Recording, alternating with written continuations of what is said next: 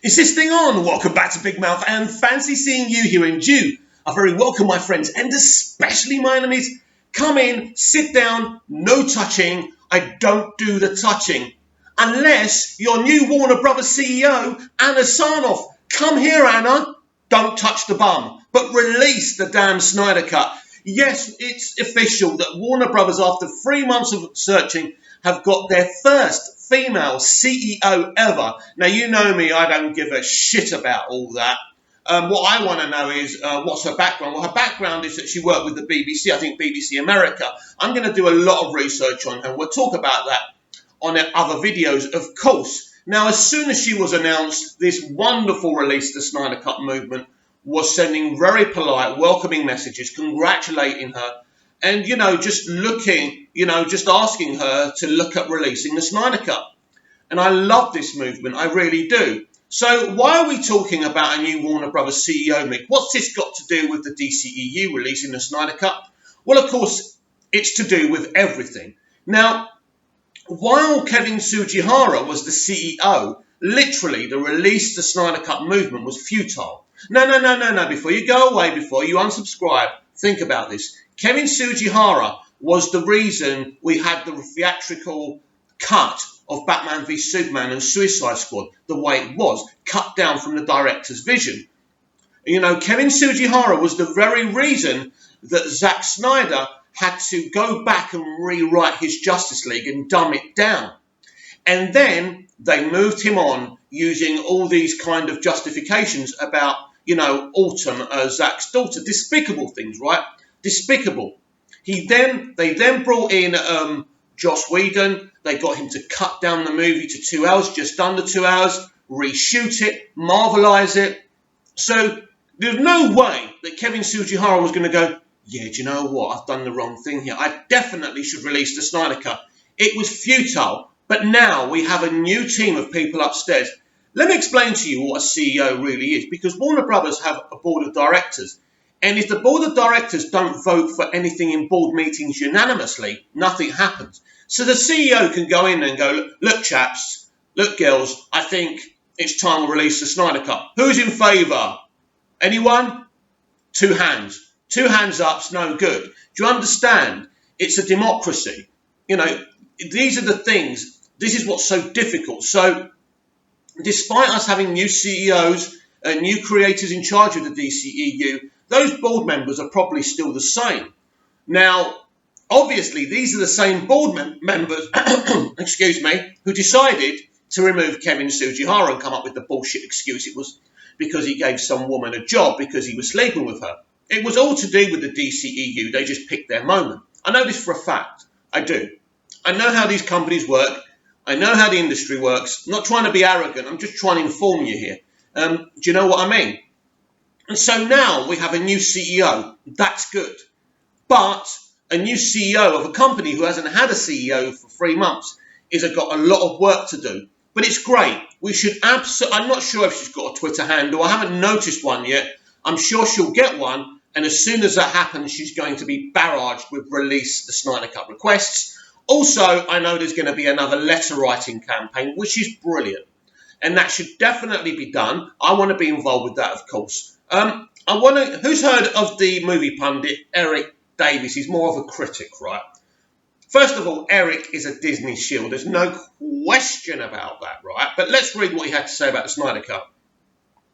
I personally don't think we'll ever see a Zack Snyder director's cut of Justice League. But if a whole lot of money is donated to a suicide prevention cause while folks make a lot of noise about getting said director's cut, then I'd call that a win for all fans. Now, I want to kind of talk about this because on the surface, this is a really, really good tweet. It's beautiful, He's complimenting us. We're donating money.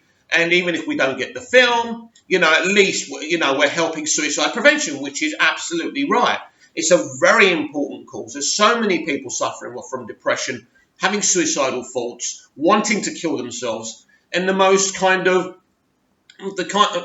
we've spoken about on here, about men being more susceptible to depression and suicide than women. Now, I don't know what that is. So what I'm talking about, and I want to talk about this in another video really, We need to create better platforms on social media for men and young boys and films and TV, because all we see is a lot of man hate, and which is not really great if men are more susceptible to suicide and depression. But anyway, right, we look at this and we see he personally thinks the Snyder Cut will never be released. But actually, let's look at this on another positive note, right? Eric Davis is a top critic. He is, right? Now, 18 months ago, none of these people were even admitting the Snyder Cut existed.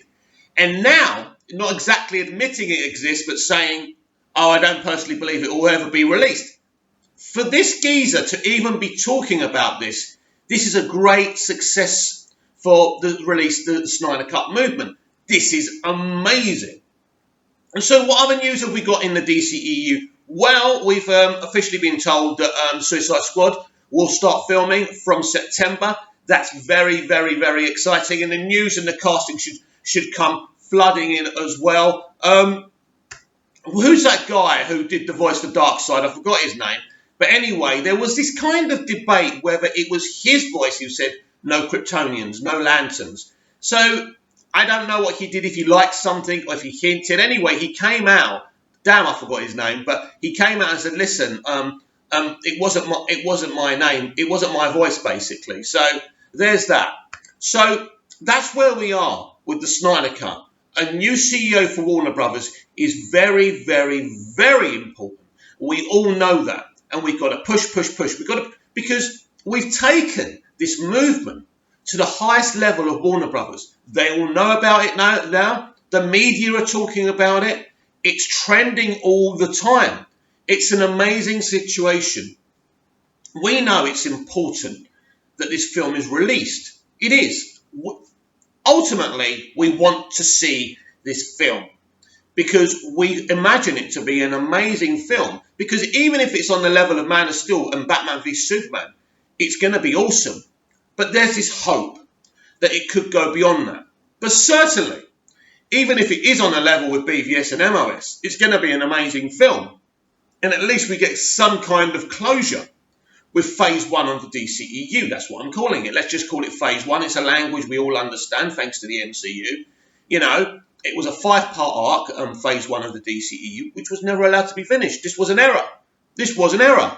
The 5-movie arc should have been allowed, and then they should have moved Zack on. I will say this forever.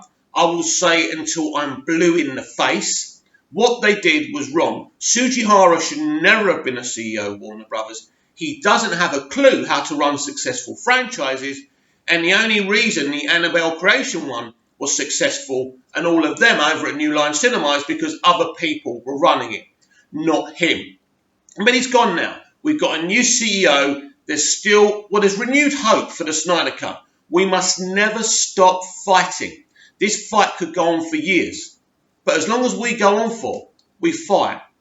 Why do we fight? We fight for Zack Snyder. We even fight for his late daughter Autumn, for her memory. But for me, and I don't want to sound out of order here, I want to see that damn movie. I want to see that beautiful choreography, the beautiful VFX that Zack gives us, the performances he gets out of his actors. That's what I want to see. That's why I want to see this film. I want to hear that beautiful composed score, right, by Junkie XL. I want it all. I want to see the next chapter after Batman v Superman. And I haven't seen that. The other day, a verified, and I don't know who he is, but he was going, I'm fed up of people telling me Batman v Superman is a great movie. I need to come closer. You listen to me, DCEU haters, and you listen to me, Batman v Superman haters. We are not trying to tell you anything. We are talking amongst ourselves in our community, talking about how much we love a set of films. Man of Steel, Batman v Superman, Wonder Woman. Brilliant films that the MCU can never repeat. It is our films and our love for these films that will go on, that will last the test of time. Because there's a love for these films. Because these are no ordinary comic book movies. They're special to us. Now, if they're not special to you, fuck off. We love these films. You know, Batman v Superman, 3 years on, is still spoken about. What is it that Zack said? He doesn't care how people talk about it, just that they're talking about. His films have created conversation. His beautiful, wonderful films have created conversation. And that, for me, is a win. And all we want now is this beautiful Snyder Cut. We must keep on fighting for it, and we will.